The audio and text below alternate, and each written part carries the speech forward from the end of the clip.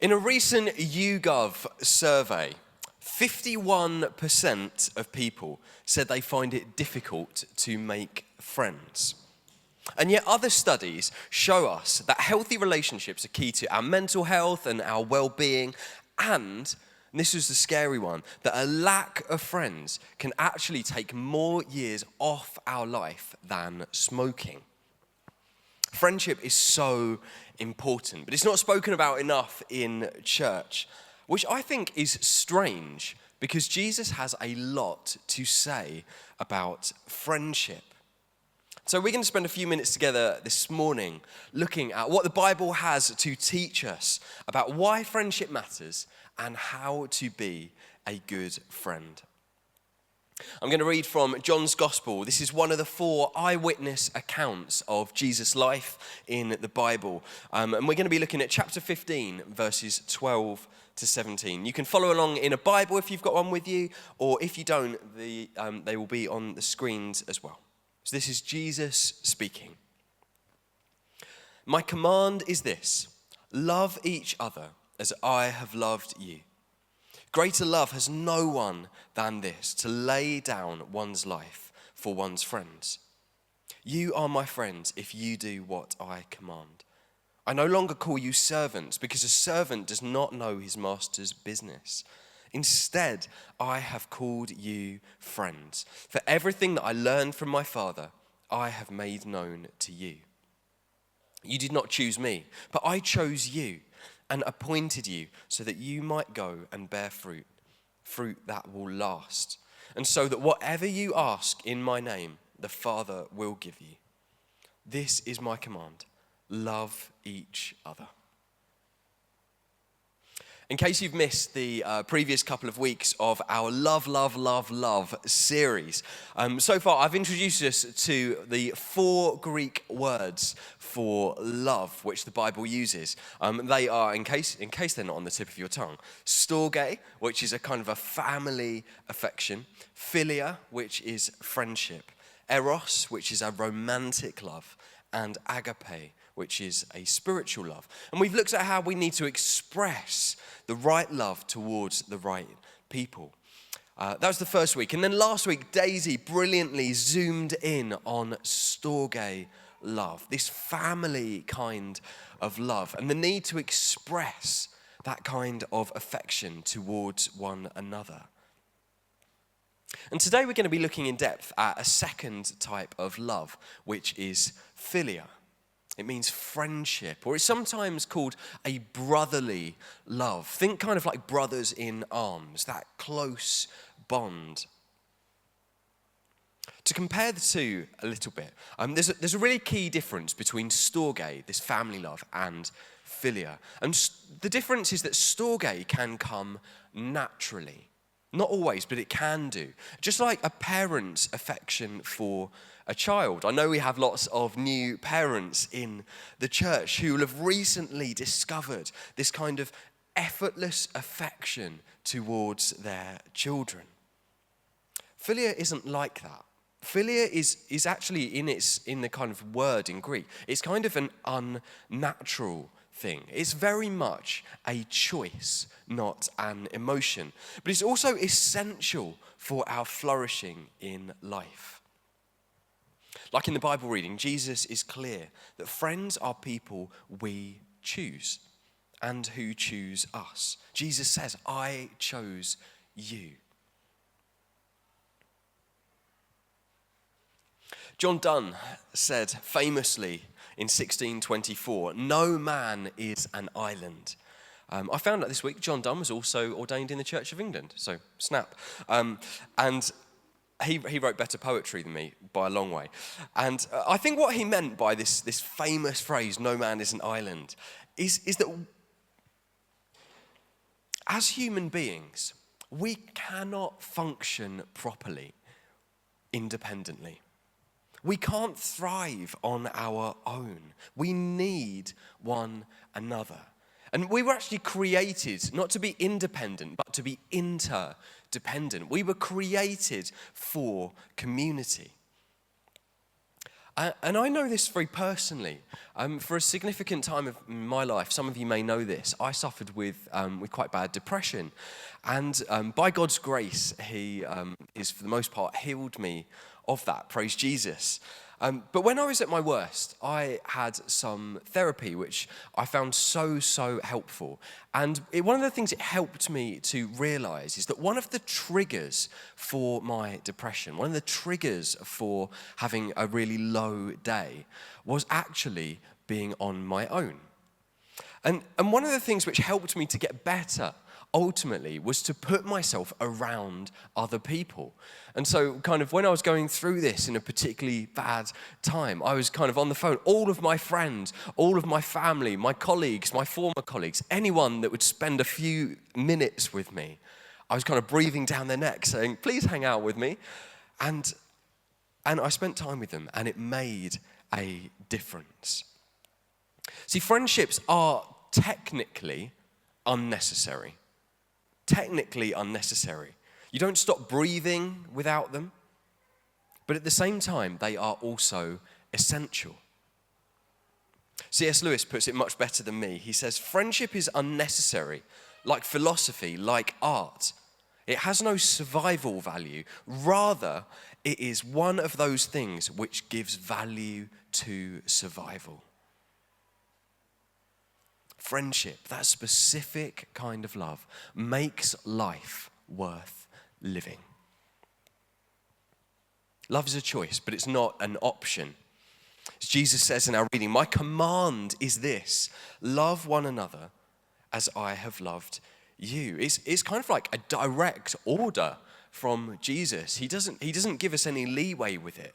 It's not a take it or leave it suggestion, because he knows how much we need that Philia, that friendship love in our lives. And even Jesus had friends.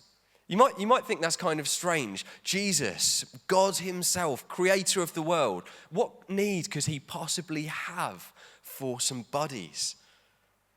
But he did. As Christians, we're trying to model our lives on the life of Jesus. Then we need to pay attention to this fact that Jesus had friends. Peter, James, John, Lazarus, Martha, Mary. This word philia applies to all of those relationships. We need friends to thrive. People who are there for us when we are struggling. People who are there for us to celebrate in the successes. People to have the hard conversations with when we need them. Married people need friends. No couple is an island either. But I do believe that friendship is especially important for single people. 40% of people in the UK are single. We are born single. It's our kind of base state of being. And so there's a big proportion of the population who are single. And in the secular world, singleness is often, it just gets such a bad press. It is kind of seen as second rate, as a consolation prize, as a sad state of affairs. But that is so different from the way the Bible speaks about singleness. In 1 Corinthians 7:7, Paul says, I wish that all of you were as I am, i.e. single. But each of you has your own gift from God. One has this gift, another has that. Paul doesn't look down on singleness. He calls it a gift, something positive, something that we actually want. And he wishes that more of us were single, not because he wants to kind of break up relationships, that's not what he's getting at all, but because he sees so many benefits to remaining single. The ability to focus on God and his calling on your life. We often forget Jesus was single for his whole life. And he was the most fulfilled person that has ever lived, right? If we want to be more like Jesus, we can do that as a single person. And so when the Bible says, it's good or it's right in some circumstances to remain single, we might hear that through the world's lens and think, Doesn't that sound a bit harsh or a bit restrictive or mean even? But to the Bible's ears, it's saying, no, here is a gift, just like marriage is also a gift. And that's because God made us to thrive, whether we are married or whether we are single, whether we're single for a season or single for life. And friendship, along with the kind of church family that Daisy spoke about last week, friendship is part of God's design for how we can thrive as single people, alongside those who are married. And I think that church is just the best place to find friends. I think there is nothing quite like the church. When God came up with the church, he was having a great day, wasn't he? If you want to find some mates that you have something in common with, nice people to spend some time with, just look around you. You can actually look. You don't have to be all bashful about it. Look around you. Ask someone if they want to get a coffee or go for a walk or watch the fireworks with you.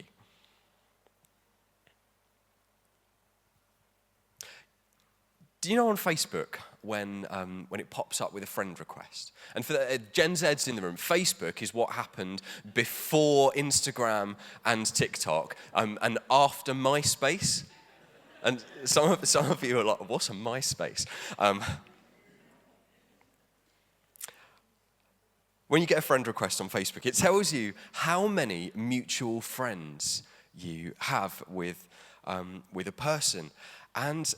And that's quite helpful. So it might, you might come up on Facebook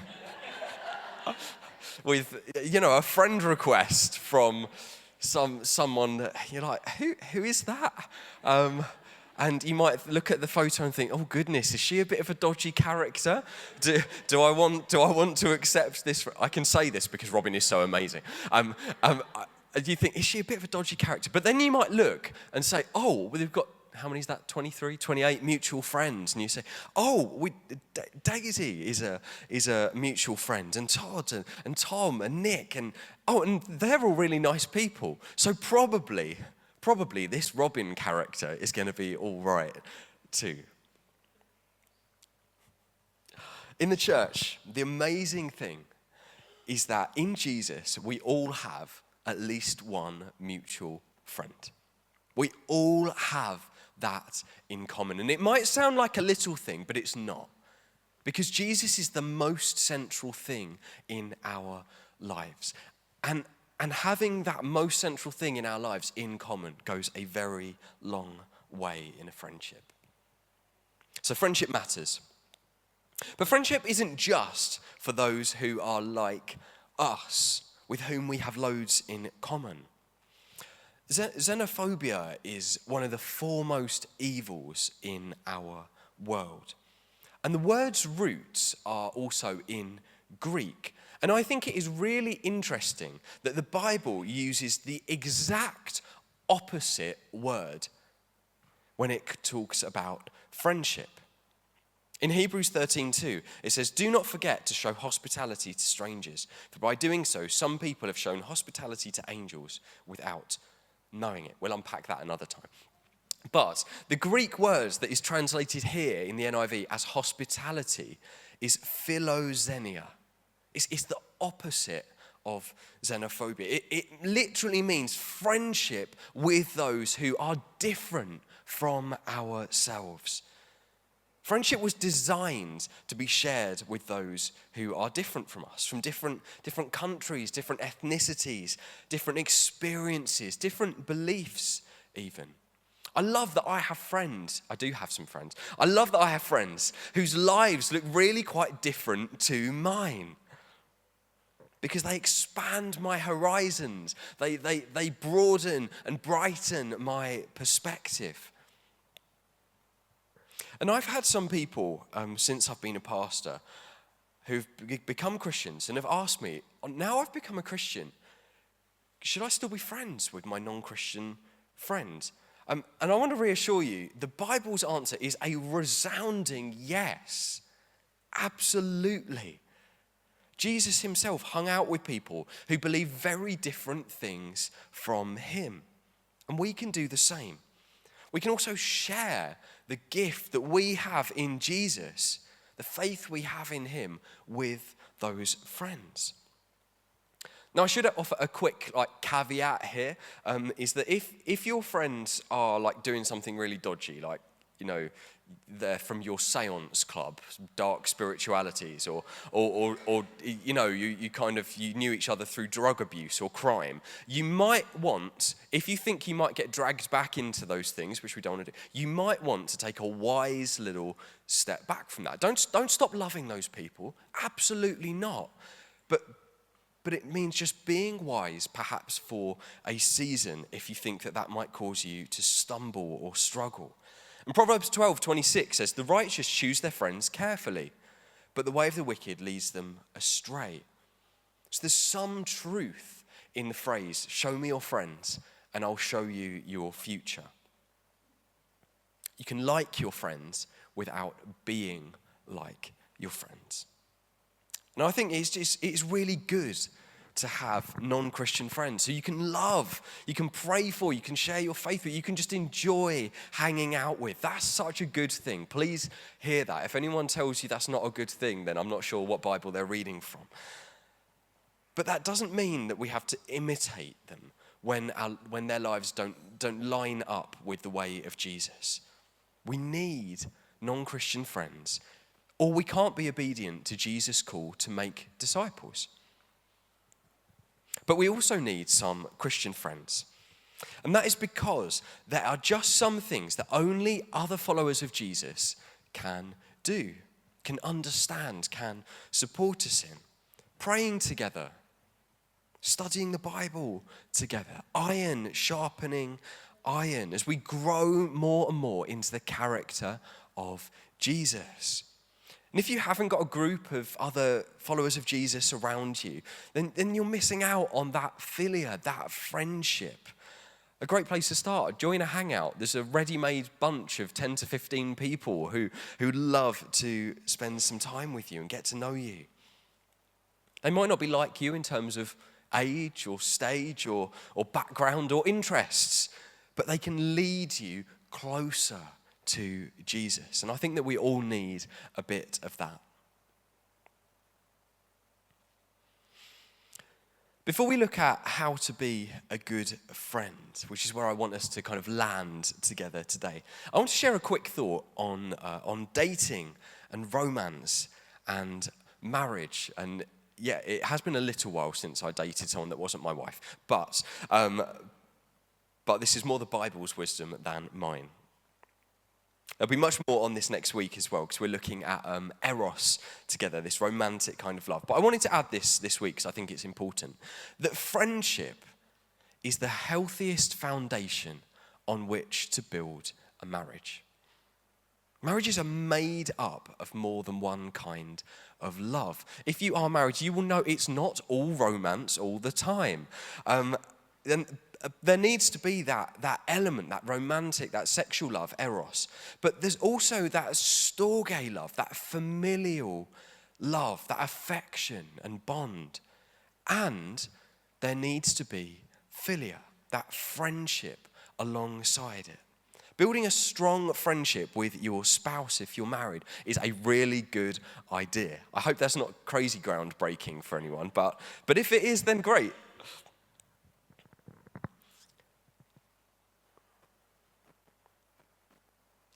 If you're not married, if you're single and perhaps dating or thinking about dating, Jesus' teaching on friendship is really useful for you as well. We don't talk about dating much in the church. I think we get very awkward, and those of us who are British get all British about it. And we don't need to do that.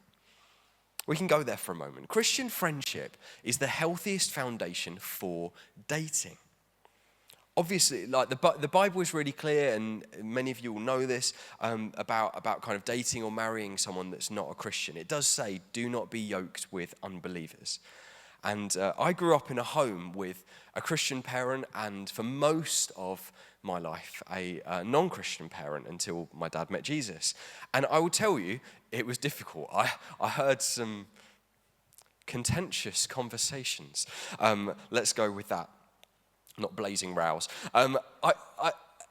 Jesus says, if you're looking for someone to marry, then find someone who's following Jesus too. Because otherwise, ultimately, your lives will be heading towards two different directions. Two different first priorities, two different goals. And that is painful. That's why God is giving us this kind of instruction, because he doesn't want us to go through that difficult thing. If you are, and I want to say this really clear, if you're already married to someone who's not a Christian, God would not have you change that, okay? There will be some difficulties and some challenges, and you'll know that. But if you're in that situation, God will be with you in it and through it.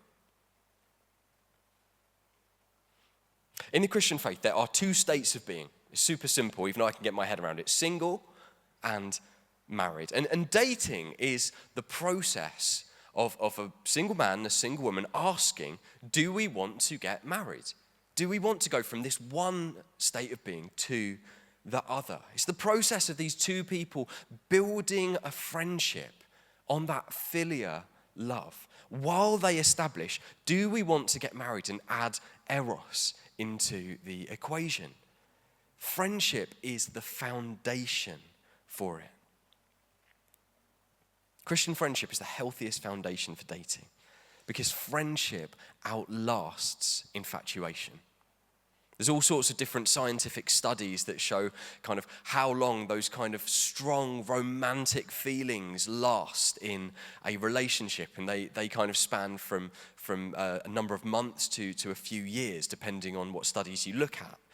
But what is clear is that infatuation does fade, but friendship as a foundation doesn't need to. In fact, friendship over time grows stronger and stronger and stronger. 2/3 of relationships begin as friendships. I thought it was a really interesting stat. I've been in my stats this week. On average, people are friends for 22 months before they date. That really surprised me. 2 years of friendship is long enough to really know somebody, isn't it? You know, you can't hide your flaws for that long, can you? I certainly can't. It means it's an opportunity to pray together as friends before praying together as a couple.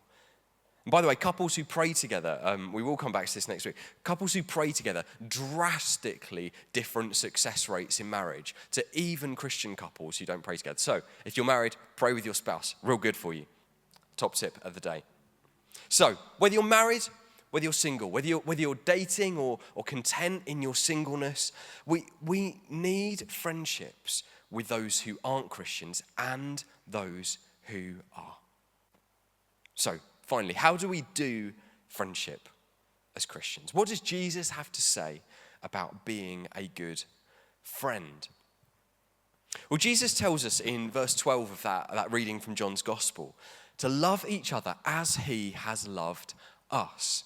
And so if we want to know how to be a good friend, we look to Jesus' example to see how do we do it like him. And this isn't my top tips. And before you think, well, who's Matt to talk to us about friendship? I'm no friendship expert, okay? I'm not the authority on this. I want to learn from Jesus about what he has to say about friendship because he is a friend to us. Verse 15, Jesus says, I no longer call you servants because a servant does not know his master's business. Instead, I have called you friends. For everything that I learned from my Father, I have made known to you. That word friends in this translation is philus, from Philia. Jesus calls us friends. And friends know your business, right? Jesus says, you guys, you know my business. You know my plans. You know my heart, my dreams, my kingdom that is coming. And you might think, I don't want anyone up in my business. Like that's for me. Stick your nose elsewhere. But the truth is that we all need someone who is up in our business, don't we? We all need someone to know us on that level. in that depth. We need people, I need people who know enough of my business to tell me when I'm being an idiot. I think if we're honest, we all know that we need that. Jesus calls us friends. He shows us how to be good friends. And I think there's three things to draw out of what Jesus says about how to do friendship. The first is this: costly friendship. I was playing pickleball with a friend earlier this week. And pickleball, if you don't know, is kind of like short tennis, very good fun. Sore glutes afterwards, but that's another story. And I was playing pickleball, and naturally, as a self-sacrificial, putting others first kind of friend, I let my friend win. And no, I didn't. Charlie, to be fair, beat me fair and square. And there's a whole thing, I was going to stretch that out for much longer. I couldn't keep a straight face for saying friendship's about putting others first. Anyway, no, Charlie won fair and square. But seriously though, friendship is sacrificial. Friendship is costly.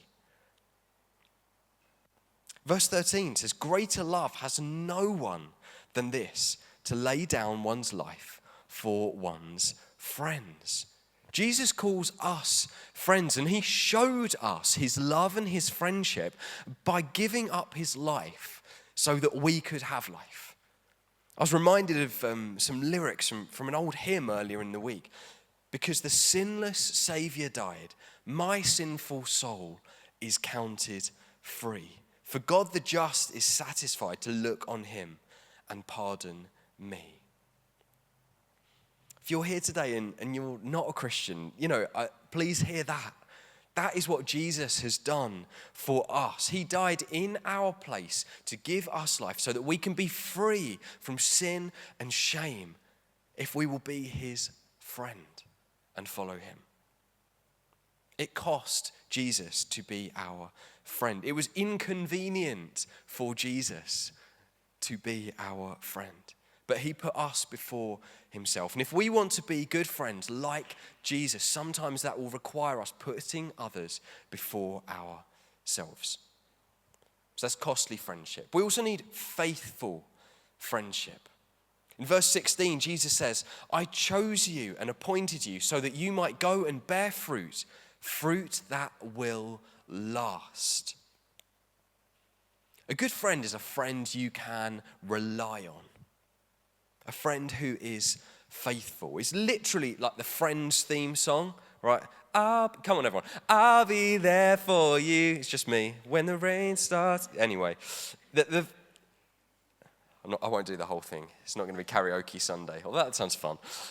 Jesus has called us his friends. He's called us his followers. And that makes a difference to us. Not just for a few moments, but for a lifetime. Jesus is faithful to us. He's always there when we need him. Always loving, always full of grace, always full of mercy. And if we want to be good friends in the mold of Jesus, we need to be faithful too, committed. Don't be the friend who's always there for the good times in the parties, but mysteriously absent in the tough times. I know someone who, and this time I really won't name them, they're not in this room, don't worry, who is always around for a good meal, but is always strangely absent when the washing up needs doing. And my bit of Bible teaching for you this morning is that don't be that guy. Don't be that guy. Jesus appointed you to bear fruit that will last, to show love to those you call friends, not just for a moment, but for the long haul. And some of the leaders that I look up to and admire the most have modeled leading alongside friends for decades. One of my mentors, who is just a fantastic human being, I asked him about what sustained his ministry. He's been in Christian leadership for 40 plus, maybe getting on 50 years. And He's arguably one of the most significant Christian leaders of his generation. And he said to me, the thing that has sustained it is that every Monday morning, originally in person and now online, he gets together, he and his wife, with 4 other couples, and they have time together as friends. He said it's technically called a prayer meeting, but in reality, they spend 50 minutes laughing and 10 minutes praying. They've met up weekly to laugh and pray for over 30 years, this group of 10 people. And the fruit of it is utterly inspiring. That is friendship that you can rely on. That's friendship where there is depth and where there is fruit that lasts.